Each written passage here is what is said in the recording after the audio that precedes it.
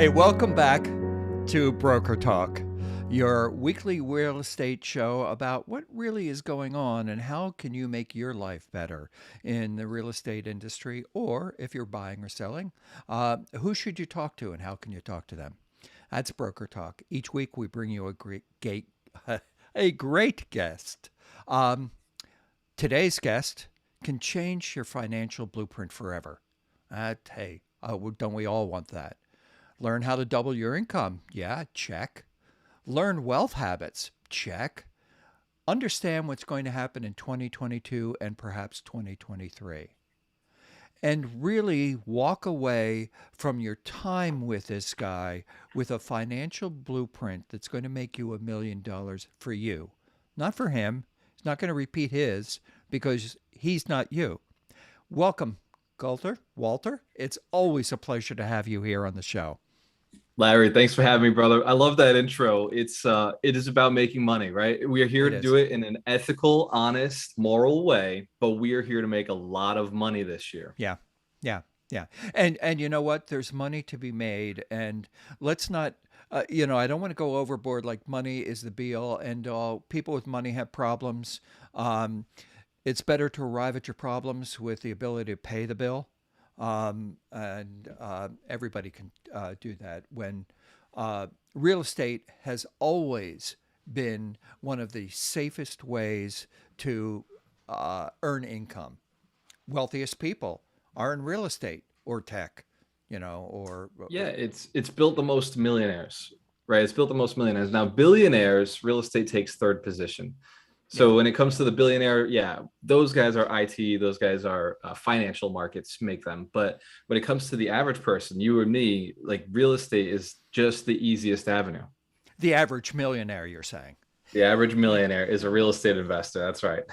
Well, there's people who watching who have no clue how to do this. And there are several avenues. And you and I have both been coached. We've talked about this before. Every coach tells you what they did. Like if you follow what they do, you'll be them. You don't want to do that and you can't do that. You have a different approach. What's your approach? So we believe in $1 million business plan. That's what we put together at the 100 Millionaires Summit is a 3-day process of building your individual business plan. Will real estate be involved? Of course. You need to do something with that wealth and allow it to be able to hedge against what's happening in the market right now. In fact, people think that this market is going to crash, right? They think that the real estate market's about to crash, but it's not. It can't, because in 2008 we had a debt bubble, a debt crisis, and in 2024 what I see is a currency crisis, which Okay. means multifamily keeps going up in price, the dollar keeps getting destroyed. So there's ways for you, the listener, to make money right now that doesn't necessarily follow the same path as everybody else. Right. Right. But there are steps. It's a There's process. steps. Yeah. And that's for everything. I mean, weight loss is $1 billion business, and people buy this stuff and don't do it. Coaching is $1 million business, and people are out there, and if you don't follow what they say, you don't get where they want you to go, where you want to go. So I always had the problem with the one thing, identifying your, and I'm not picking on Gary Keller and his fantastic book. He has a system, and if you follow a system, it works. But I could never understand what that one thing was. Should it be money? Should it be the acquisition of property? Should it be the hot wife that I have? What is that one thing? And what I realized, it's not one thing, it's one vision. And listening to you in your Alchemist Nation, Yeah. your group freely speaks about what that vision is for them. And within all those individual millionaire visions, there's space for you to find the things that work for you. That's So, right. We focus on the 100 millionaires, right? So if you build and support, like real estate agents build millionaires, whether they right, know it or not, like they right, build the most millionaires. right. So if a real estate agent takes on the vision of I'm going to build 100 millionaires this year, or I'm going to build 100 millionaires over the next 5 years, Yeah, that's a yeah, much bigger one thing to work on, because now you know you're working with investors. Now you know you're helping them make the right choices strategically. there's something more beyond the 100 millionaires, though. It's 100 millionaires who are inspired to build 100 millionaires. So instilling them with that desire to go and build more, like you're doing right now with this podcast, you're helping people become millionaires or become wealthy just by sharing the education, the guests that you bring on all the time. Hey, if that's true, audience, would you please subscribe and, hit the bell and I'll ding it, and do it before midnight tonight. Operators are not standing by. Um, Like, share, subscribe. yeah. Uh, no, the real thing I want to say, BNI, Business Networking International, another fine organization. It's set around the 10, 12 people in the room doing their specific things, sharing business. That's what all business is. But one of the things they talk about in there is givers gain. And when you hire coaches, it's coaches are gaining. You may or may not gain depending on what you absorb and how you use it. And what I think is really interesting is changing the dynamic is how you're doing it. Is because you're doing it, you've done it, and you said, wait a minute, I can help other people. Because I remember 5, 10, 12 years ago when I was not where I am right now. Talk a little bit about that journey. Yeah, that was a painful part of my life. I wrote Broke to a Quarter Million based on the pain, based on those years of suffering where I was making the same money every year, year in, year out. It was just really hard to make money. Money was hard to come by. I couldn't trust anybody. I couldn't find partners. And it wasn't until I had that mind shift where I realized, oh my God, like I need mentors. And my first mentor was actually a real estate agent, and he helped me buy my first three properties. And it was his guidance, but also his holding me accountable, right? A good real estate agent is going to reach out to you and say, hey, have you looked at these three properties? Have you looked at these three properties? Hey, do you want to go take a look at these? Do you want to go put an offer in? Is this the right house for you? Is this the right investment for you? So he was holding me accountable, but he had the knowledge because he owned rental property himself. So he was like a really good mentor. So Yeah. he could say, look, you're going to put in tenants, and when you choose tenants, they're going to be like this, and you want to make sure you interview that way, because you don't want to end up in the situation where you put a tenant in and then they don't pay you. And I was like, well, yeah, but what if that does happen? What if I end up in a situation where the tenant was not paying me? And he had those answers. He had an eviction attorney, he had a constable that he could send me. So, he became like a really good mentor who had knowledge, who provided accountability. And then he also provided me his network. He gave me access to Yeah. his lenders, to Yeah. his attorneys, to his Yeah. contractors. And that Yeah. those are the three steps that most people are missing, that real estate agents can really fill that gap and really like help support people, because it is like without him, without that in the beginning, I wouldn't have been able to build to what I've built to right now. Right. And saying I have $10 million worth of real estate with, we pull in about $600,000 a year in rents, that's cool, right? Like Yeah. that's something that Yeah. I don't think I would have attained without the right guidance. Right. And $600,000, as admirable as that is, if you have 700,000 of expenses, you're fucked. You're hurting, right? Yeah. And so I know that's not the case with you, because of your background. Agents come from all types of I come from a writing, content creation kind of, but you come from accounting, and that's Yeah. a different way to approach um, the same work that we all have to do. So, how is your background in accounting, and what does that mean in the industry as you run into the nerds that are like you? So it's funny, like my accounting nerds make up some of the biggest investors in the country. The more I talk to syndicators on the podcast, or I meet other like big investors, I always like to go back and be like, okay, how'd you get started in real estate? Where did you come from? And more often than not, the bigger the investor, the more often I hear accounting. And the reason is Excel. Excel is such a big part of real estate investing, to just future pace and say, okay, what if I bought three of these? What would that come out to? And what would that then allow me in equity? And what would it move towards? And then it also allows me to buy at the right price. We buy at a 20% discount. And we know what types of properties, because we've done the math, what types of properties allow us a value add of another 20%. So within 6 months to a year, I've gotten 40% equity in my property. Like that's something worth working towards. And you don't think of those things unless you're thinking from the numbers position. Most investors come in as, I just got to get a multifamily, that's an investment. And it doesn't work that way. But then through the Well, accounting, it like, does. It does sometimes work well, that right way. now it does. Yeah, Yeah, you buy people anything two muddle years through. ago. Yeah. Yeah. You buy anything 2 years ago, it doesn't matter. But the way we've been buying it, like 4 years, it takes 4 years for real estate to appreciate 20%. So Hmm. if you look at it, I've time traveled 8 years just by buying the right properties and then doing the value add renovations to them. And we teach real estate agents how to help their investors find those deals, because if they find the deal from you, who else are they going to work with? Or Yeah. if you made them, you saved them Yeah. 8 years, who else Yeah. would they work with? Yeah. Or why would they want to go anywhere else? You They'd know, be crazy. relationships, and you hit on the point in a variety of different ways, though. Relationships are everything. You're always looking for knowledge, insight, the right person to talk to. And um, the people who I've run into in the industry who act like jerks or superior, they're never.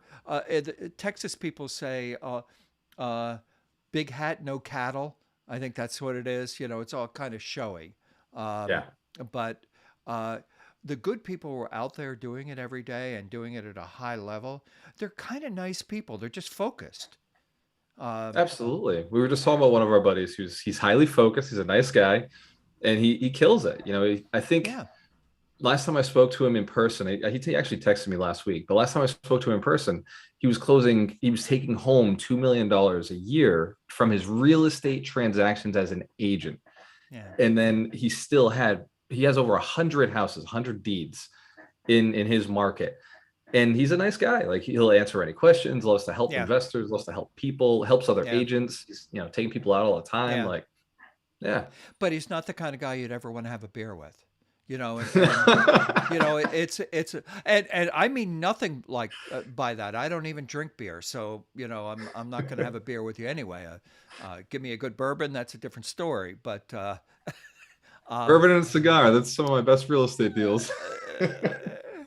that's a whole a group of people, the bourbon cigar guys.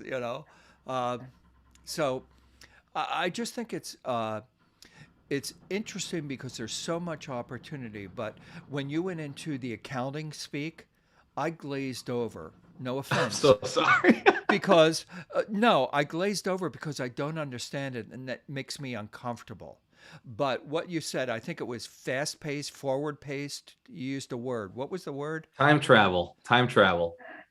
Well, no, it was something paced. It was like looking forward to Oh, forecasting. We were future pacing. Yep. future pacing. Yeah, there that lit up the prefrontal cortex.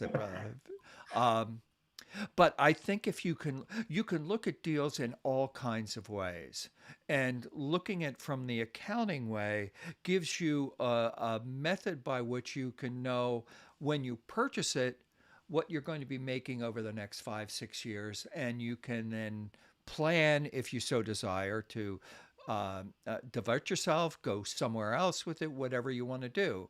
Because after you've owned something for a while, there's going to be depreciation, there's going to be equity. Both of them are going to happen. So you want to get rid of the property before the depreciation, like that big system, goes out, you know, Yeah. and take your money and move on. And Because we call that pyramiding, right? Where you have money in there from, maybe your first house was a single family or a three family, but 2 or 3 years later, that has built up amortization, the loan's being paid off, and then you have the depreciation like you were talking about.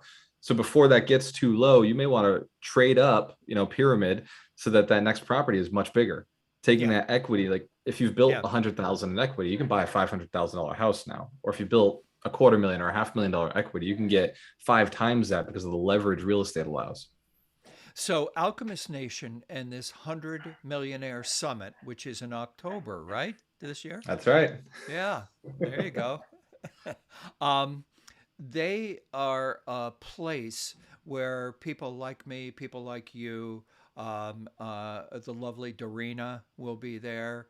Um, there are people that are doing it at a fairly high level. And if you're out there, and this is a year for you, um, Yeah. take a chance, because it's not really a chance. It's a blueprint, and minimally, you walk away with a blueprint for you, you know? not Larry's blueprint, not Walter's blueprint, not anybody else's, the blueprint for you. And actually, I'm thinking that I should do that this year. I don't go to a lot of these things. I just, every, Larry, we'd love to have you there. yeah, the whole thing about Florida, though, it's such a Florida. I do love I'll the, have 100 millionaire masks that you can wear. So, there you go, branding. Everything's branding. Uh, yep. so there'll be a little cigar hole in the front too. We'll cut one in. Yeah, yeah, no thanks for me. But uh, anyway, Yeah, the 100 Millionaire Summit is it's not you don't have to be a millionaire to come. The idea is you have to have the intention of becoming a millionaire at some point. Now, a lot of my millionaires will be there. All the people I've built into millionaires, so there'll be close to 100 millionaires in the room, and we're looking at maybe 1,000 people in the room. So millionaires and then future millionaires, because we like to say, just because the money isn't in your bank account, that doesn't mean that you're not a millionaire, right? If you can think it and you want that million, then all we got to do is put the work together, that business plan, and take the action to put it in your bank account. I just got to say, even if the money isn't in your bank account, you're a billionaire. It's like the grading dating ploy. Yeah, well, it's like someone saying, "Trust me." They're the first people I never trust. If they say I'm being honest with you, I know they're lying. Yeah, yeah, yeah, yeah. Things you learn along the way. Yep. Um, you will make mistakes. Mistakes aren't a big deal. You will overpay sometimes. You'll underpay more often. The smarter Yeah. you get, the easier it is to underpay, um, or pay appropriately. Pay appropriately. Because I say Yeah, my first deal was my worst deal, but that led to the next deal, which was better, led to the next deal, which was better. And we just did it was a $3 million deal that we purchased for $900,000 with none of our own money. And I couldn't have gotten to that deal if I hadn't done the first deal. And right, if I had just quit the game, right. 5 or 6 years ago, I started in 2008, the worst year to buy real estate. The worst year to be alive. Well, not really. I mean, the it last two was it was a years were rough pretty. year. Yeah, last 2 years were pretty tough, and yet hmm a lot of people, especially people in real estate, made a lot of money. I've made So more in the last 2 years than my entire career combined. Everything prior to that. so let me talk to for a minute about the realtors in our audience. Um, you're around properties all the time. You see what's being purchased and what's being sold. Um, uh, having your own investments and managing them correctly is a way for you to finish the rat race of waking up and having uncomfortable conversations with people because you have to, and that's part of the business. If um, it makes sense that they say when you begin real estate that there's different avenues. You either chase expired and canceled, you're a foreclosure guy, you're a luxury person, you do condos in Cambridge. There's all these different kind of niches, and you should have a couple of niches that are generating income. Investing. Working with investors is another. And it's an opportunity for you to learn how to do it right, and perhaps actually have your business plan written. Now, a single business plan is not going to make you a millionaire. You got to be Just paper. actively, yeah. It's just and ideas, great ideas. Yeah. Um, uh, it's really about the actions that you take. So, talk for a minute about you personally. I know you had some challenges. So, when you're challenged, how do you get up out of it? Because I people have bad stuff going in their heads all the time. there's a NSL SLN SL SLN. No, what is it? Saturday Night Live. So there's a skit where this person says, "Whenever I get down, I just remember that I'm awesome, and it makes me feel awesome again." So that is not how I do it. I'm an accountant, right? So I do the math. Yeah. Have I made the calls this week? Maybe they weren't effective, but I hit my numbers. Or did I put the offers in this week? And if I like to really just look at what I've accomplished. Looking back, I remember my first deal. I was terrified. I was terrified whether I was going to, get that even as an agent, right? When I was a listing agent, I remember that first conversation. It was on a $30,000 house. Like I never should have even been on this appointment, but I was sweating it, and I was scared the whole time. And then I started taking $500,000 listings like it was no big deal because I was at that level of confidence and experience, and I could do that. And looking back at those first early days just kind of fires me forward towards the next days. We've taken $1 million listings for our investors because, by the way, here's my pitch to investors. Like if you're going to pick a niche, pick a city that has investment property and then focus on investors, because normal clients buy one house every 7 years. That's the retail buyer. An investor aims to buy 7 houses every year, and the right investor will be turning those properties. So you may pick them up at a low commission, but then you're selling them again at a much higher commission. So you're getting the relationship, and you may pick up the buyer because now you got these high-end flip listings. Like there's so many reasons to work with investors. And like you said, Larry, I open my phone and I read the 20 to 30 text messages that I have from my community or from people who watch my videos on Facebook or on YouTube or on TikTok or on Instagram. And they're saying, thank you. Like that just got my mind open, or thank you. That just motivated me. So like first thing in the morning, if I'm not feeling it, or at any moment during the day, if I'm not feeling it, I just open my phone. I look at the people saying thank you to me for, changing their lives. And that everybody has to have a purpose. Everybody has to have a vision. And before I was anybody supporting people, before I wrote the books, before I became a speaker or a millionaire, I was broke and I was sitting on a bucket thinking about taking my own life. And I asked God, I was like, I need a bigger purpose. My wife was leaving me. I'd lost all my money. I was in a deep divorce. And what he gave me was I'm going to show you, I'm going to give you a path to follow. Once I've given it to you, go and teach others. I don't know who was talking to me. I just in my head was like, if you just put somebody in front of me who shows me the way, I swear to God, I will show and teach as many people as possible. And that gave me drive. It gave me something to fight for, something to move for. So any day that I'm not moving in that direction, I feel it in my Yeah. gut. I'm just like, oh man, I got to go Yeah. back to that. That's where my Yeah. energy is. Yeah. Something to authentically give back because you made a promise, Yeah. and it's holding your own, being accountable.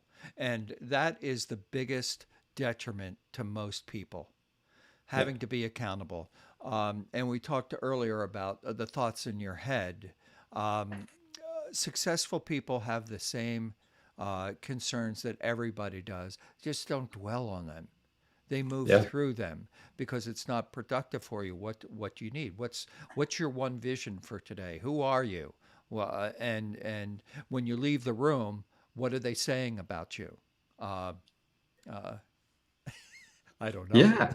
Hopefully it's positive. Like, see, that's I the other thing. mostly it is. You got to tell your own story, right? Like, I Yeah, assume yeah. when I get into the room, everybody's like, "Oh man, Walter just got here. I got to go have a conversation with him," right? Like, or they're intimidated by me, right? Like, I assume that, and I assume when I leave that they're all thinking, "Man, like he just left me with some great knowledge," or "I Right. really got to contact that guy." Like, they may not. I may not hear from anybody in that room, but you, as the agent or the entrepreneur or the investor, you've got to in your head create your own story so that Yeah. when you see those people, it's empowering you. And no Yeah. matter what they do, if they go and they whisper to somebody when you walk in, you assume they're whispering that the greatness just walked in, that greatest person that I'll ever meet just walked in. I got to go have a conversation. Because the alternative is they're whispering, oh, maybe they don't think that, maybe they're trying to avoid me. Like that's not going to empower you. I'm a little bit more like who was it? Steve, the comedian with the white hair that they say I look like. Steve, whatever his name is. He was in a movie. Was it The Jerk or one of them, where he walked out and there was a phone book. He opened the phone book and said, "I'm here. I'm alive." Because he's in the phone book. Um, so Steve Martin. I'm sorry, Steve. You're a very funny man. Um, Steve, if you're not already liking and following, please send us a positive review on iTunes. um, but having a good time, having an actual life, not stressing about it because you have a plan. That's like the holy grail for so many people, and real estate agents are the closest to that, and they have that as an opportunity. But what does it take? How much energy? How much time and effort? And what has to be the focus to be successful? Something we call names on deeds. So as a real estate agent, your job is to put names on deeds for other people, but we don't have a retirement plan. Like I realized that when I got my license in 2015, there was no retirement plan for me. And I was fortunate enough, my mentor was also an agent and he was an investor. And he said, look, there's no retirement plan. You got to keep buying real estate because if you don't, you're going to end up at 50 or 60 or 70 and still have to do this. And it's fine because we can still do this at 50, 60, 70. It doesn't matter, but you don't want to have to. Like you want that freedom to be able Right. to choose it. Right. And the easiest path, names on deeds is 7 steps, right? First, you have to pick a strategy. I choose multifamily. I think everybody should, but that's my position. Then you choose a location. I chose Fall River, Massachusetts. You could choose anything with multifamilies in the market. Then you have to find deals. Well, we're real estate agents. We're great at finding deals, right? We just call sellers. We know how this works. I've also added wholesalers. I call agents and I call wholesalers and I let them know what I'm looking for. Then step 4 is evaluate the deal. I have a calculator on my website that tells you exactly what the offer should be. So I just plug a deal into that. Boom, I know my offer. And then step 5, submit an offer. You're a real estate agent, you know how to submit Right. an offer. Right. Step 6 is fund the deal. And like the creative strategies to fund, because I most of the properties I bought with no money down. I didn't have any money. Because as an investor, we run out of money all the time. That's our job. We buy a deal, the money's all gone, but we still want to buy the next deal. So we use seller financing. So I've had sellers decide to give me a note for 20%. I chosen that number on purpose. 20% is the down payment I needed to get the rest of the loan. So the seller's carrying a second position to give me the money for the loan for the property I'm about to buy. So I'm into it with no money and I'm helping the seller avoid some of the taxes until I pay off that loan. Or the other option is subject to, I just take over the existing mortgage, right? I purchase the property subject Right. to the existing mortgage in place or raising private capital or bringing a partner in who has money. Like there's so many different strategies to do these deals. And if you don't have property right now, go with the FHA route or the USDA route. Or if you're a veteran, go with the VA route with no money down or 3.5% down. Like there's Right. an opportunity to buy a property every year if you do it intelligently. And if Right. you buy a multifamily, more doors, less roofs is the goal. It's easier to manage. You have more tenants, but choosing the right tenants is it. We all. I should do a whole show on that. Get several people who own properties, and um, I've always had great luck with people, and because people will reveal themselves in kind of curious ways, and so So that'll be an the landlord dictates the quality of the tenant. yeah. There's no getting around it. We've Right. had terrible tenants that we bought the property and very quickly we're just like, you know what, this person's going. This is not the type of person we want to work with, or we'll train the tenant to be a good tenant. Right. Either they catch on to the training or they don't, but the landlord in the end dictates the quality of the tenant in the building.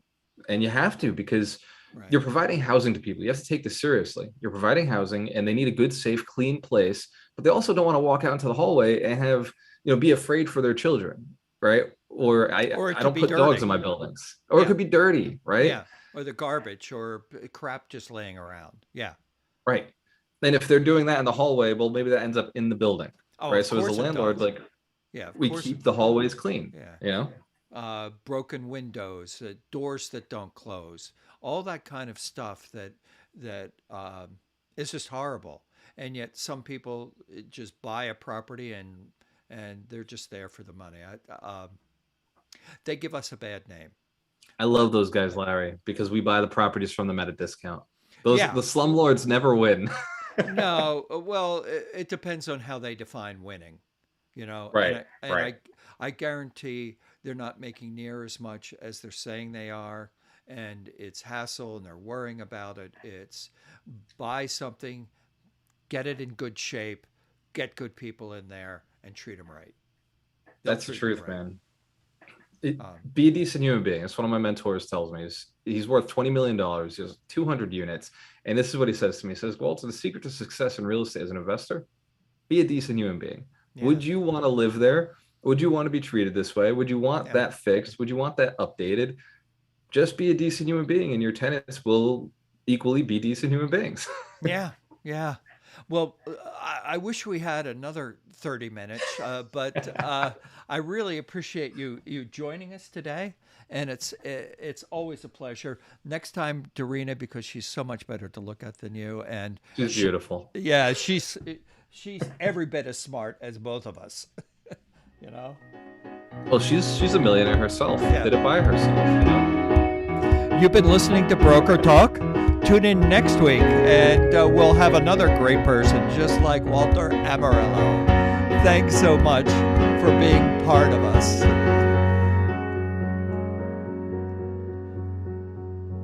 Hey, Walter, it's just been great. Recording stopped. I always Oh, you like to nailed get it, that. brother. Yeah. We were good. I can't even. I had no notes. I didn't. I think I'm going to do it like this. If I have a Yeah. connection with the individual, I mean, we were rolling. I gave you Yeah, it's a good softballs. format. You're a very good host because you asked the right questions. And that pre-frame you did at the beginning, where you said we want to be entertaining, educational, like that was really that kind of set the bar for the whole Yeah. conversation. I like it. That's why I do the pre-interview thing rather than just kind of show up, because we know how to present ourselves, and like you said, walking into the room, I have the opposite feeling. When I walk into the room, I'm trying to have people not recognize me, because I'm shy. Yeah. You wouldn't know this, but I'm painful. I'm great here. Put Yeah. me in a room and put me at a summit. My hearing's not that great. If there's 5 people and they're talking loud, they got male voices, I'm not going to hear most of it, and it's frustrating. So I'm the same. So I'm an introvert, yeah, like by nature. I'd rather in here I'm happiest. yeah, So I'm obviously dating an extrovert. Dorina is like, let's go out and do things. yeah, But it's all learnable, like the whole yeah, networking thing. I had to learn it because I was broke. I didn't have a choice. yeah, And I had to yeah. change those stories of I'm excited to see people today. I'm excited to build relationships. Here was my strategy. I would go to these things, and there's always a group, and there's people who are happy and all. That's who Look at them; they're so happy. I wish I could talk to them, but around the outside, there's somebody who's like sitting there trying to, you know, that's the person I talk to first. So I stand next to him for a minute, or just stand next to them.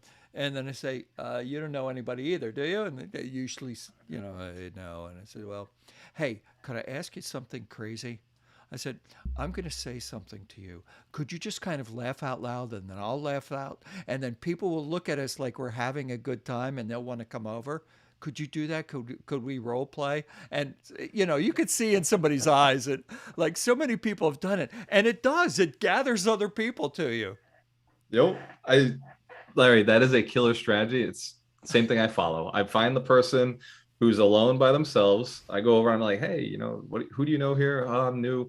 Oh, perfect. Me too. Let's go and start meeting people together. Yeah, And, together will just be an easier conversation. So we're here to network. Let's go network yeah. together. And I feel more confident knowing I got somebody right there with me